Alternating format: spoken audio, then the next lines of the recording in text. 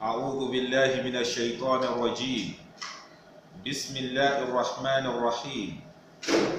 الحمد لله والصلاة والسلام على رسول الله وعلى آله وأصحابه وجميع من والاه، وأشهد أن سيدنا وحبيبنا وإمامنا وقدوتنا إلى الخير محمد رسول الله بلغ رسالة ربه وأدى أمانة مولاه ونصح الأمة وكشف الله به الغمة، أنار الطريق وترك الأمة على البيضاء ليلها كنهارها لا يزيغ عنها إلا هالك، من أطاعه دخل الجنة ومن عصاه فقد أبى.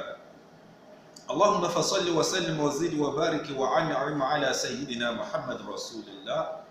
اللهم أحينا على سنته وأمتنا على ملته واحشرنا حوضه وأشملنا بشفاعته برحمتك يا أرحم الراحمين يا رب العالمين. adúpẹ́ fún Ọlọ́run, atọrọ ìkẹ́ àti ìgẹ̀ fún aṣíwájú ẹ̀dá Ànábì wa Muhammad. Ìkẹ́ náà k'Ọlọ́run kó máa mú bá wa ará ilé rẹ̀, kó máa mú bá wa sàhábà rẹ̀, kó máa mú bá gbogbo ẹni tí bá rìn ní ìlànà Ànábì wa Muhammad sallallahu alayhi wa sallam títí di ọjọ́ ẹ̀san. A kí ẹ̀yin ọmọ ìyá wa lérí ètò wa tí Ọlọ́run ní kí a bẹ̀rẹ̀ tọ́pìkì tuntun. Kí ni tọ́pìkì náà? Òun ni ọ̀rọ̀ nípa ogún pínpín. Ọ̀rọ̀ nípa ogún pínpín nínú Sharia Islam. Ibi tá ti wá gbé ẹ̀kọ́ wa, òun náà níbi tó yẹ ká ti gbé, torí Mùsùlùmí kò ní ibùpadà sí kan tó tayọ nú Al-Qur'an, kò ní ibùrí ẹ̀rí kan tó tayọ nú ọ̀rọ̀ Ànábì wa Muhammad sallallahu alayhi wa sallam. Òun ni ó jẹ́ ká gbé ọ̀rọ̀ látara gbólóhùn Ọlọ́run ọba àlékiọlá tí ń sọ fún Ànábì wa Muhammad sallallahu alayhi wa sallam. Láfíkà àwọn àyà tó sọ̀rọ̀ nípa ogún pínpín. Ká tún wọ́n nílé àyà, gbogbo àyà kọ̀ọ̀kan ló ní ìṣẹ̀lẹ̀ tí ó bá dé.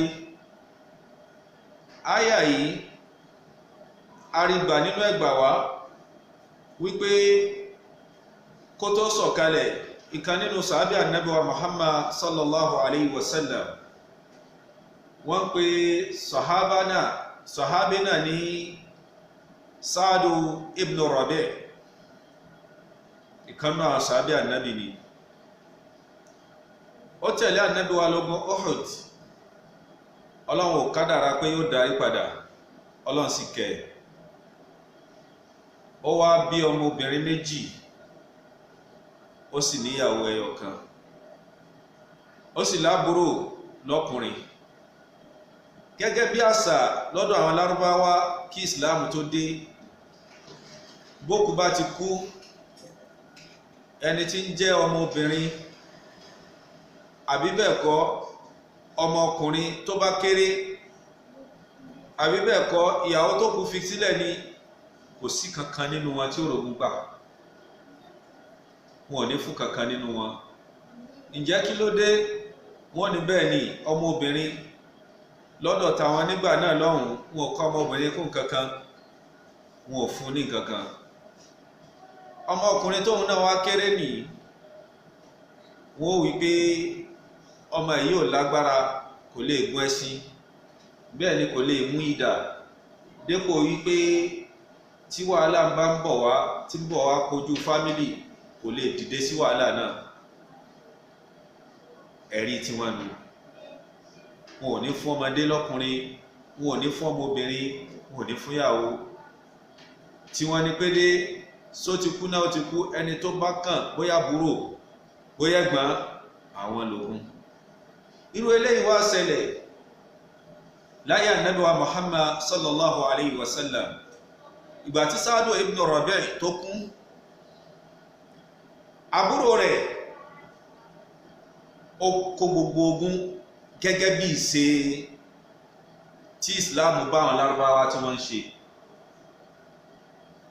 Ìgbà tó yá ìyàwó ẹ̀ ó wá wò pé àwọn ọmọbìnrin méjèèjì tọkùnrin yìí fi kalẹ̀ yìí wọ́n ti tó lọlé ọkọ, owó náà láàfi sìn wọ́n láàfi palẹ̀ mọ́ ìyàwó. Ó bá sunkún lọ bá Ànábì wa Muhammad sallallahu alayhi wa sallam, ya Rasulallah, àwọn ọmọbìnrin méjèèjì tí mo kó wá yìí àwọn ọmọ Sáàdù ni, bàbá wọn tẹ̀lé ológun ni ò darí dé, àbúrò bàbá wọn ti wá gbẹ́sẹ̀ lógún, àwọn ọmọ ni wọ́n ṣe tán lé ọkọ, kò sówó tá fi sìn wọ́n. Rasulullah sallallahu alayhi wa sallam ó ní kó máa lọlé. Sáàmà pé Ànábì wa Muhammad ìkẹ́ ọlọ́run kó máa bá Ọlọ́run ní wa ma yantiqu anil hawa in huwa illa wahyun yuha. Ànábì kìí sọ̀rọ̀ fẹ́nu, ìtọ́lọ́wọ̀n bá fi rán ni ó jẹ́ fún wa. Gbogbo ìtọ́lọ́wọ̀n ò fi rán Ànábì wa Muhammad sallallahu alayhi wa sallam kò jáde lẹ́nu Ànábì wa Muhammad.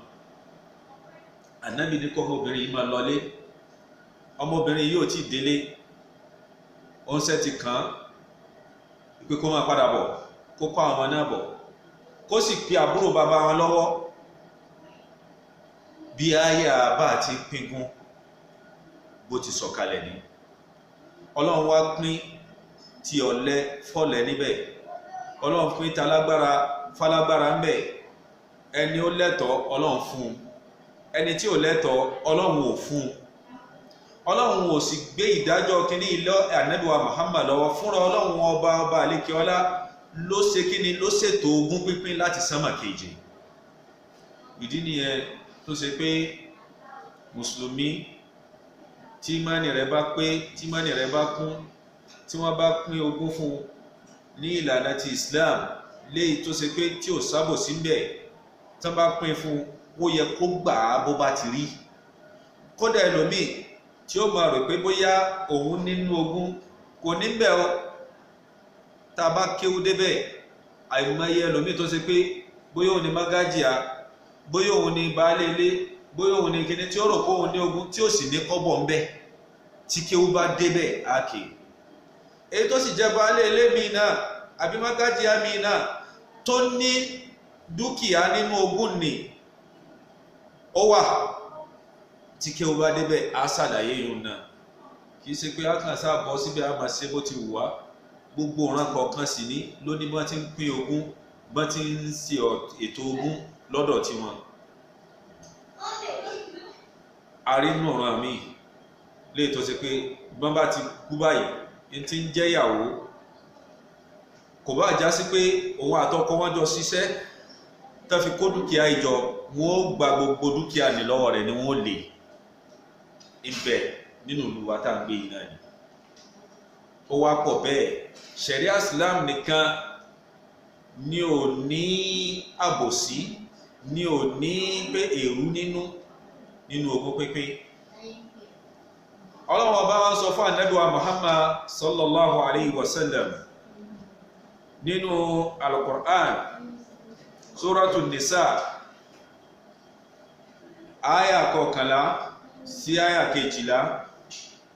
Ọlọ́run ní a'udhu billahi minash shaitanir rajim. Ọlọ́run ní yusikumullahu fi awladikum lidhakari mithlu hadhil unthayayn fa in kunna nisaa fawqa ithnatayn falahunna thulutha ma tarak wa in kanat wahidatan falaha an-nisf wa li abawayhi likulli wahidin minhuma as-sudus mimma tarak in kana lahu walad fa in lam yakun lahu walad وورثه أبواه فلأمه الثلث فإن كان له إخوة فلأمه السدس من بعد وصية يوصي بها أو دين آباؤكم وأبناؤكم لا تدرون أيهم أقرب لكم نفعا فريضة من الله فريضة من الله inna Allaha kana aliman hakima. Allah ni yusikumullahu fi awladikum. òun Ọlọ́run ọba òun kìlọ̀ fún yín látara àwọn ọmọ yín, òun sàsọ́ọ́lẹ̀ fún yín lérí kíni lidhakari mithlu hadhil unthayayn, ipe ọmọ ọkùnrin yóò máa mú dédé ẹ̀tọ́ tí ọmọ obìnrin méjì bá mú. Fa in kunna nisa, tá a bá wá rọ́kùnrin láàrin wọn tó já sí pé àsọ obìnrin ni wọ́n, fawqa ithnatayn, tán bẹ̀rẹ̀ láti méjì lọ sókè, falahunna thulutha ma tarak, wọ́n ní ìdá méjì nínú ìdá mẹ́ta nínú tí bàbá wọn filẹ̀ àbí tí ìyá wọn filẹ̀.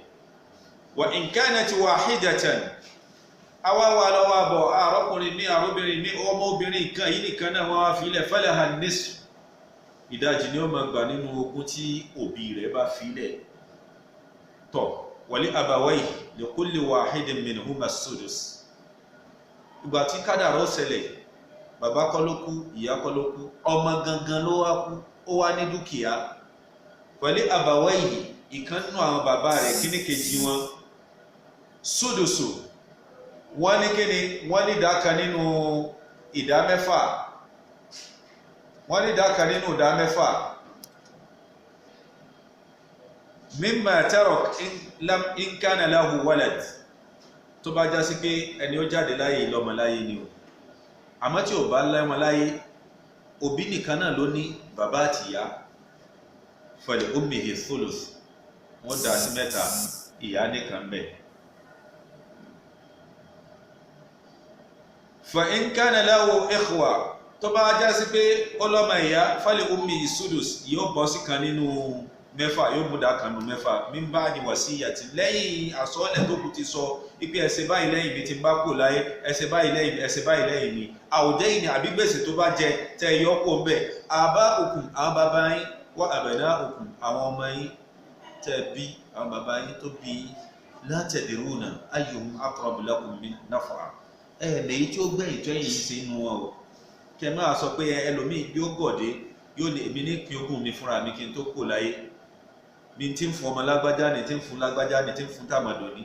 Ẹ̀yin mẹ́ni tí ó gbẹ̀yìn tó ẹ̀yìn yìí ṣe ni, la tadruna ayyuhum aqrabu lakum naf'a, èwo ni ó gbẹ̀yìn tó ẹ̀yìn yìí ṣe, faridatan min Allah, bóun Ọlọ́run ọba ti ṣàlàyé rẹ̀ kalẹ̀ yìí, bẹ́ẹ̀ ni ẹ gbà o, bẹ́ẹ̀ ni ẹ lò ó, bẹ́ẹ̀ ni ẹ tẹ̀lé o, ọ̀ranyàn ni o. Inna Allaha kana aliman hakima, torí pé Ọlọ́run ọba onímọ̀, ọba ọ̀jọ̀gbọ́n ni.